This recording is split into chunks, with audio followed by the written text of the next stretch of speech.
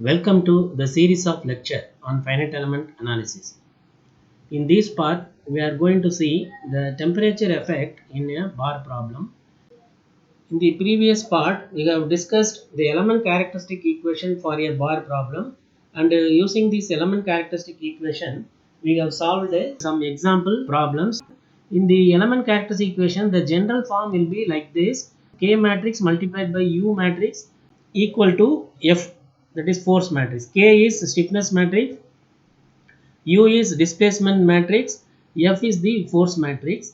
So in this, for the bar problem, the K matrix will be AE by L, 1 minus 1 minus 1 1, U1 U2, and in the right hand side force part we consider both the self weight as well as the external load acting on the bar. So in the self weight term, gamma AL by 2 1 1. So what is the physical meaning? The total self weight is equally divided and given to each node, and P of 0 is load acting at node 1, P of L is load acting at node 2.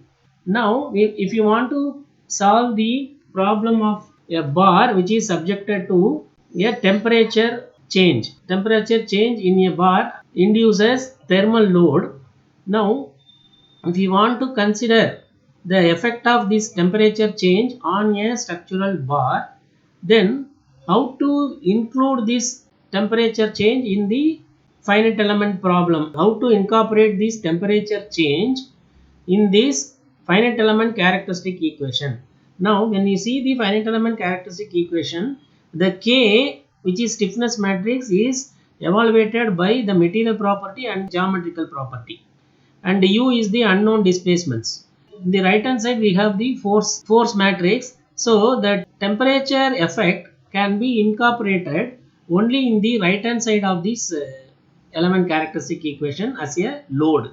That means this temperature effect should be converted into a load form.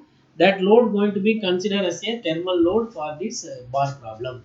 So how to evaluate that thermal load and how to incorporate that thermal load in this element characteristic equation, everything we will discuss, and then we will see one example problem for this.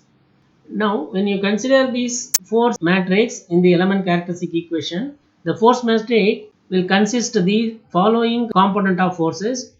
Fp denotes the point load, Fs denotes the surface load, Fb is for body force, Ft is for thermal load. To easy understanding, we can say that this point load as a one dimensional load, and it is a concentrated load acting at a point. Line of action will be a straight line. So that is a one dimensional load. Coming to this Fs, which is called surface load, the example for surface load is friction force and the tractive force, which are acting at the surface level. This can be easily understood as a two dimensional force system. And body force, the example of body force is self weight. That means it will act throughout the volume of the body. So it is a three dimensional force. So for easy understanding purpose, we can say the point load as one dimensional force, surface load as a two dimensional force, and body force as a three dimensional force. If there is any temperature change, then you have to consider the thermal load.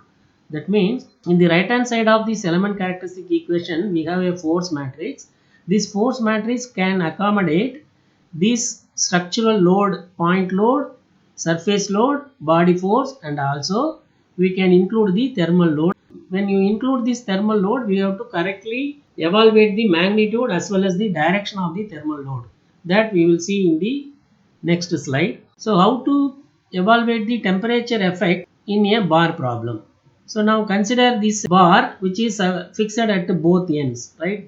Both ends are fixed, and let us say this bar is of uniform cross sectional area A, and E is Young's modulus for this bar.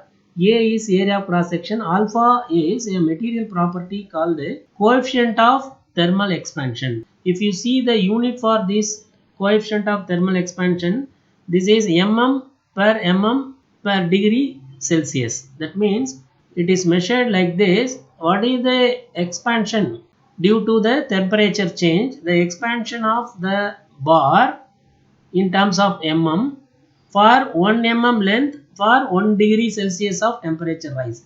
This is called the coefficient of thermal expansion. This alpha is material property similar to Young's modulus. So for steel and aluminium, copper, there are different values of alpha. So E and alpha are material property, A area cross section and L length of the bar are geometrical property. Let us say del T is the temperature change, right? Temperature change T2 minus T1 like that. So in this case, how to convert this temperature effect into a thermal load Ft? We will see the thermal load evaluation for this uniform cross sectional bar. How to calculate the thermal expansion? How to calculate the thermal expansion of the bar? Let us say thermal expansion is del L. We know coefficient of thermal expansion is alpha. If you multiply the alpha with the total length of the bar and multiply with the temperature difference del T, then you will get the thermal expansion of total length of the bar. What is the unit of alpha? Alpha is mm per degree Celsius. So we are multiplying the length and temperature change. We will get the total thermal expansion. Now thermal strain. So by definition, the strain is nothing but change in length by original length. So change in length due to thermal load is del L. Del L divided by L, which is equal to alpha into del T, where alpha is coefficient of thermal expansion, del T temperature change. Once you know the thermal strain, we can evaluate the thermal stress sigma T. Sigma T is equal to product of Young's modulus multiplied by epsilon T, which is equal to E alpha del T. Once you know the thermal stress, then stress multiplied by the area of cross section will give you the thermal load Ft. So thermal load Ft is sigma T into A, which is equal to E A alpha del T. So E multiply with A multiply with alpha into del T will give you the total thermal load due to the temperature change of del T. So now this is the magnitude of this thermal load. Then what is the direction of the thermal load? Let us see. In this diagram, again we are taking the same bar with the fixed at both ends. Let us say this bar is subjected to a temperature rise. So if it is subjected to a temperature rise, what will happen? This bar will tend to expand due to the temperature rise, but both ends are fixed. So this expansion will be arrested or stopped by this constraint, that is the fixed end. So there will be stress developed due to this temperature change, right? So because the expansion is arrested, for this type of bar which is subjected to a temperature rise, then we can consider the load is acting away from the member, right? This is the Ft. This is the diagram showing the direction of the thermal load, because this bar will tend to expand. So the load due to the temperature change will be acting away from the bar. So this Ft direction is showing here away from the bar. When we draw the finite element model, the left to right force is considered as positive, right to left force considered as negative, right? So here it is shown that this force is negative, this force is positive, because it is acting left to right, this acting right to left.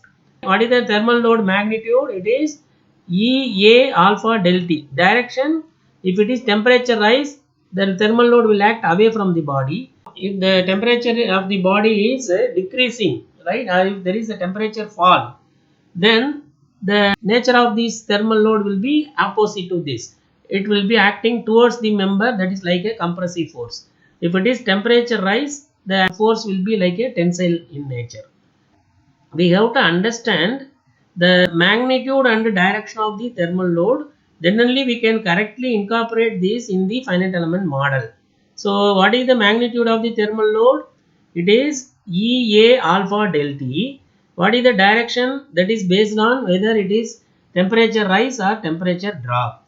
If it is temperature rise, the thermal load will act away from the body at both ends. If there is temperature fall, then the thermal load will act towards the body like a compressive force. We will see how to find the resultant stress acting on the bar. So when the bar is subjected to both structural load and thermal load, then the resultant stress can be calculated by using this equation. Sigma R is representation of resultant stress, which is equal to sigma, the total stress evaluated, minus the stress due to the thermal load alone. Sigma minus sigma T, where sigma is product of Young's modulus and the strain evaluated, minus Young's modulus epsilon T is thermal strain. So what is the epsilon total strain is, by definition epsilon is du by dx, minus E thermal strain is alpha into del T. So du by dx in the finite element method we calculate like this: u2 minus u1, displacement at node 2 minus node 1 divided by total length of the element. So this equation directly we can use for finding the resultant stress. We will take one simple example problem. We will apply all this concept, how to incorporate the thermal load for this structural bar problem. Then we will evaluate the resultant stress and reaction force. So this is the problem. An axial load of 300 kN is applied at 20 degrees Celsius to the rod as shown in figure. Then the temperature is raised to 60 degree. Determine nodal displacement, element stress and support reaction. This is the bar. It is a stepped bar problems similar to what we solved in the previous part. So a stepped bar, both ends are fixed, and section 1, section 2. There are two sections made of two different material. Section 1 is made of aluminum, section 2 is made of steel, and in between the change in cross section there is a structural load acting at 300 kN. Then length of the section 1 is 200 mm, length of the section 2 is 300 mm. The other properties, for aluminum, Young's modulus E1 is given as 70 into 10 power 3 Newton per mm square. Area of cross section for section 1 is 900 mm square. Now you see alpha 1, coefficient of thermal expansion for the aluminum is 23 into 10 power minus 6 mm per degree Celsius. Now coming to the section 2 made of steel, Young's modulus is 200 into 10 power 3 Newton per mm square. Area of cross section is 1200 mm square, and alpha 2, that is coefficient of thermal expansion, is 12 into 10 power minus 6 mm per mm degree Celsius. Since this alpha values are in mm, so we can substitute the area of cross section in mm and Young's modulus also in mm. The unit conversion you have to be very careful. See this value alpha and alpha 1 and alpha 2, compare these two value. Aluminum has nearly double times the value of coefficient of thermal expansion of steel. Why? This is because of the density of the material. If the density is low, then thermal expansion will be high. So that thing we have to understand. For steel, the thermal expansion value is only 12 into 10 power minus 6. For aluminum, it is nearly double the value, 23 into 10 power minus 6, because of the density variation of the material. Now we will see how to solve this problem using finite element method. First, for this type of temperature effect problem, we have to draw one free body diagram for easy understanding purpose. Then we will go to the finite element model. So here I am showing the free body diagram with all the forces acting at this stepped bar. Section 1, section 2, then structural load is acting at middle. Now when you draw the free body diagram, you have to show all the forces. Here in the left end, fixed end, so we have to show a reaction force R1, and we have to assume these unknown forces always in the positive direction. So R1 is taken left to right. Coming to the section 1, we have thermal load because there is a temperature rise. That Ft1 we have to show away from the section. So Ft1 and Ft1 here you show this direction, and at this juncture we have structural load P, which is acting left to right, and coming to this right end, again it is a fixed end. We have to show the reaction force R3 positive direction, unknown reaction always taken positive direction. Then Ft2 we have to show, Ft2 always away from the member, Ft2 and Ft2 for the section 2. When you consider the finite element model, here we are going to assume a node 1 for boundary. Then second node will be introduced at this change in cross section and change in material. Then third node will be introduced for this boundary. So it is going to be a 2 element model. At node 1 we have two forces R1 and Ft1, but Ft1 is acting negative direction. At node 2 we have three forces Ft1, P and Ft2. Ft2 is a negative one. Node 3 we have R3 and Ft2. Both are acting positive direction. So now with this information we will make a finite element model. So this is the free body diagram drawn in the previous step. Using this we can make a finite element model, two element model, node 1, node 2 for element 1, node 2 and node 3 for element 2. Show the degrees of freedom U1, U2, U3 and also forces F1, F2, F3, nodal forces. Now we have to define the boundary conditions for this finite element model. At node 1 U1 0 because of the fixed end. F1 is equal to R1 reaction force minus Ft1 because Ft1 direction is known to us. So the Ft1 will always act away from the body. So R1 minus Ft1. At node 2 U2 is the unknown displacement. F2 force F2 is P plus Ft1 minus Ft2. So this is node 2 is a common node. So when you develop the element characteristic equation, the load acting at the common node will be divided equally given to element 1 and element 2, like P by 2 plus Ft1 by 2 minus Ft2 by 2 will be given for element 1 as well as element 2. Node 3 U3 0 because fixed end, force F3 is R3 plus Ft2. So here both are positive.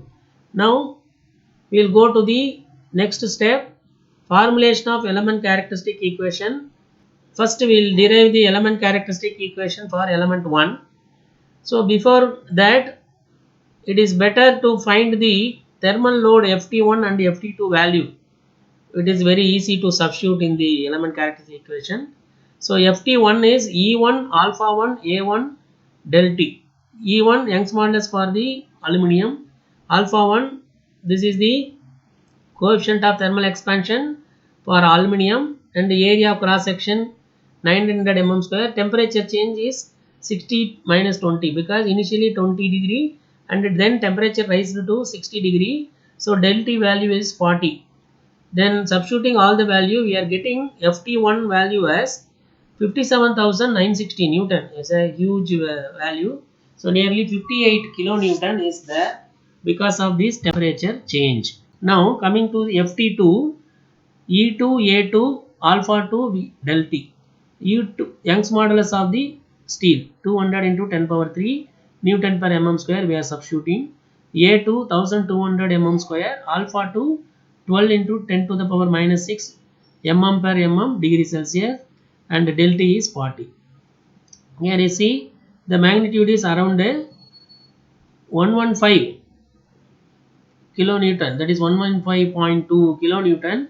So very huge value Ft1 and Ft2, and there is a structural load also about 300 kilonewton.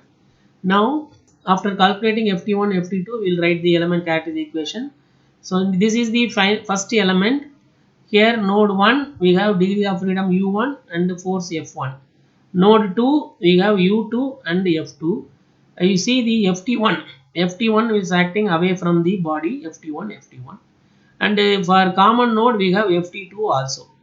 So Ft2 is acting towards the node, and we have P also, the force P, right, that you have to consider. Now element characteristic equation stiffness matrix is A1 E1 by L1 1 minus 1 minus 1 1, U1 U2 are the displacements, plus F1 F2 first for structural load plus the thermal load Ft1. When you write the thermal load minus 1 and 1 by 2, why minus 1? For at node 1 Ft1 is acting away from the body, that is right to left, so it is minus 1 negative direction. Then Ft1 1 by 2, but why 1 by 2 for node 2? Because node 2 is a common node. The Ft1 is acting left to right direction, positive direction, but it is a common node, so that is why we are marking 1 by 2. Then Ft2 0 minus 1 by 2. Why 0? Because at node 1 there is no Ft2 component, so 0. Then node 2 minus 1 by 2 because ft2 is acting from right to left, so negative direction. Since node 2 is common node, we are using ft2 by 2, so minus 1 by 2. Now substitute all the values, we can get the element character equation 1. So a1 e1, so we substitute a1 value 900, e1 70 into 10 power 3, l1 is 200, then u1 u2, here r1 f1 will become r1, p by 2 is 150 10 to the power 3. This is the load, structural load acting on the member. ft1 already calculated 57,960 minus 1 1 by 2. ft2 is 115 200 0 minus 1 by 2. Now simplify these terms. So this term will become 3.15 into 10 to the power 5. So that 3.15 is taken inside the stiffness matrix. And the right hand side, when you add all the force term, R1 minus 57,960, then second row 150 into 10 power 3 plus 57,960 by 2 minus 115,200 divided by 2. When you add all these three, we are getting around 1.213 into 10 to the power 5. So this is the characteristic equation for element 1. Similarly, we have to derive for the element 2. Now you see, this is the element 2. For node 2, we have degrees of freedom u2 and nodal force f2. Node 3, we have u3 degrees of freedom and f3 is the force. Now at node 2, we have the forces ft1 acting left to right and p left to right, ft2 right to left. So this node, these three forces should be taken and it should be divided by 2 because it is common node. And node 3 we have R3 reaction 3 and ft2 also acting left to right, so both are positive. Now let us see how to write the element characteristic equation. Element 2, a2, actually this is a2 e2 l2 1 minus 1 minus 1 1 u2 u3 degrees of freedom. Here f2 f3 plus ft1 1 by 2 because it is positive and 0 because no ft1 at node 3, right, so 0, and ft2 minus 1 by 2 because at node 2 it is acting right to left, minus 1 by 2, and 1 third node ft2 is fully, we have to consider ft2 positive, so 1. So substitute the a2 and e2 value, l2 value, so 1200 200 into 10 power 3 300. So now the force we have p by 2, f2 is p by 2 and r3 reaction force, ft1 1 by 2 0, ft2 minus 1 by 2 1. Substitute the ft1 ft2 values also. So here we are getting 8 into 10 power 5, so we are multiplying 8 inside the matrix, and here 150 into 10 power 3 half of the structural load and r3, this is ft1 value 57,960 1 by 2 0. So 115,200, it is a ft2 value minus 1 by 2 1. Adding all these three, you will get 1.213 into 10 power 5 and node 3 r3 plus 115,200. So this is the element characteristic equation for the second element. After knowing these two element characteristic equation, you have to assemble these two. So the formulation of global characteristic equation. For better understanding purpose, I am showing the element characteristic equation 1 and element characteristic equation 2. When you add these two element characteristic equation to form a global characteristic equation, it is better to follow this numbering system. So here for element equation 1, we are using this number 1 2 and 1 2 like a load number. For second equation, here we are marking 2 3 and 2 3. Your global matrix stiffness matrix size will be 3 by 3 because total degree of freedom is 3. So how to form this 3 by 3 matrix? Here I write the 1 2 3 column number, 1 2 3 row number, like this. Now when you take the first element, right, 10 power 5 is common, so we can write 10 power 5. In this 3 by 3 matrix, first element 1 1, you can refer the equation 1, we will get one element here. So 3.15 you can write.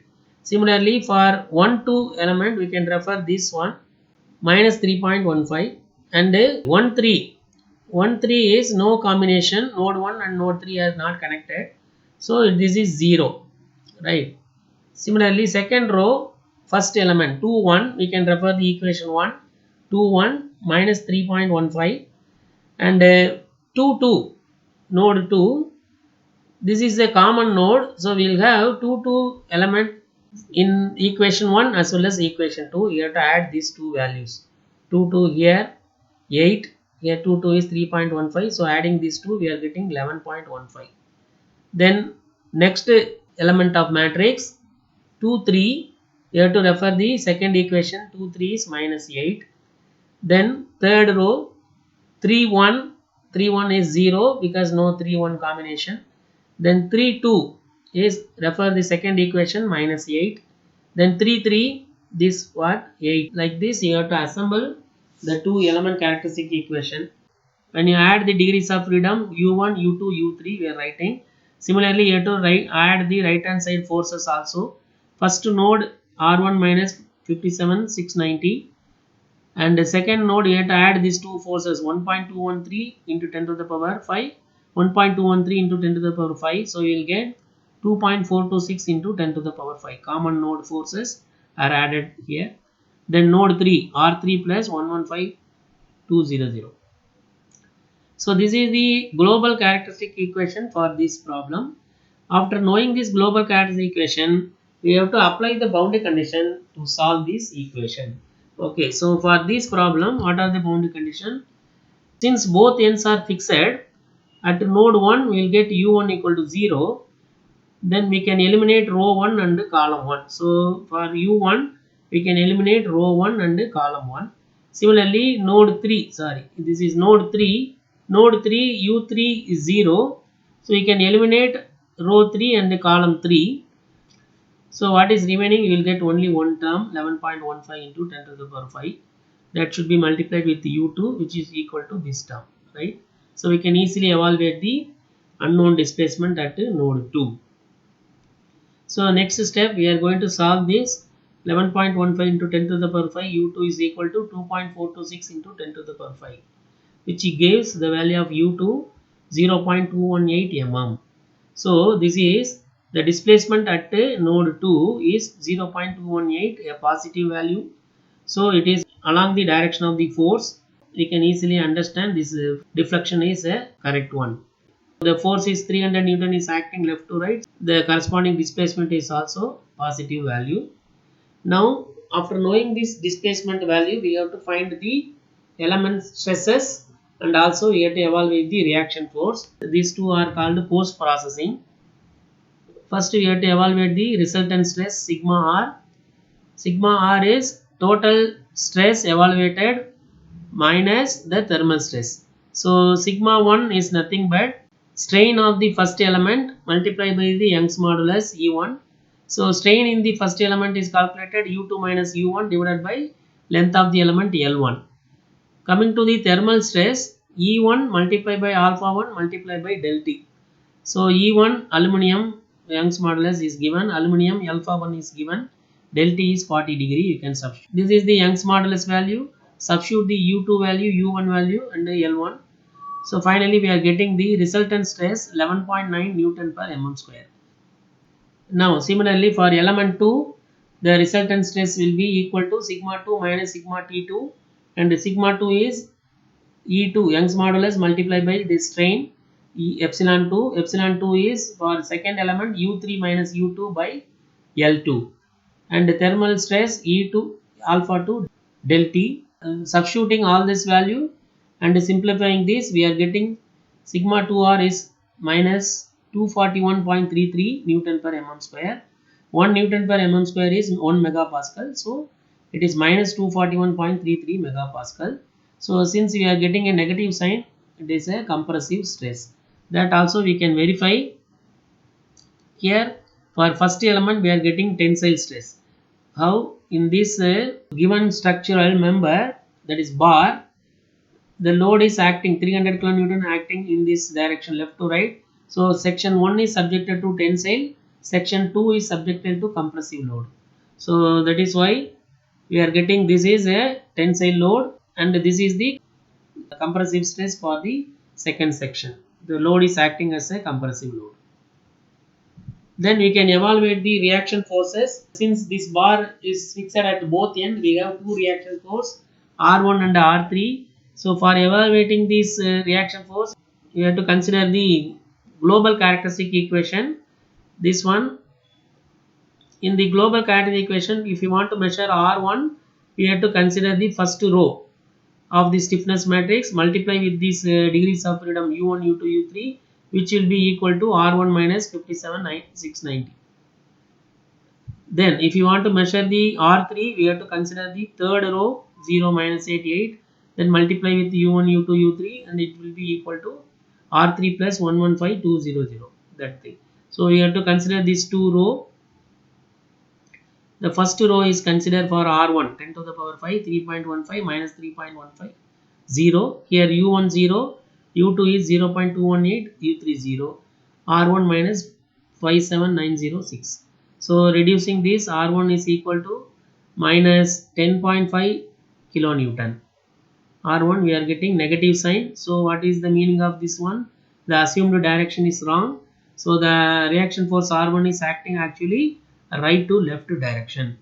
Then R3 we have to use the row 3 of global characteristic equation 10 to the power 5 0 minus 8 minus plus 8 0. Here U1 0, U2 0.218 0, R3 plus 115200, multiplying the row matrix and the column matrix and equating to this right hand side. Finally we are getting R3 is equal to minus 289.1 kilonewton.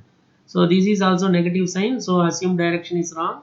For a third node it is acting towards the structure, that is right to left. So checking the solution, we can add the two reaction forces. Sum of the reaction forces will be equal and opposite to the total external force. Here R1 plus R3 is coming nearly 300 kilonewton. So we can say that the calculated displacement value U2 is correct. In this part we have taken a simple bar problem which is subjected to thermal load as well as the structural load. Thank you for your passion listening.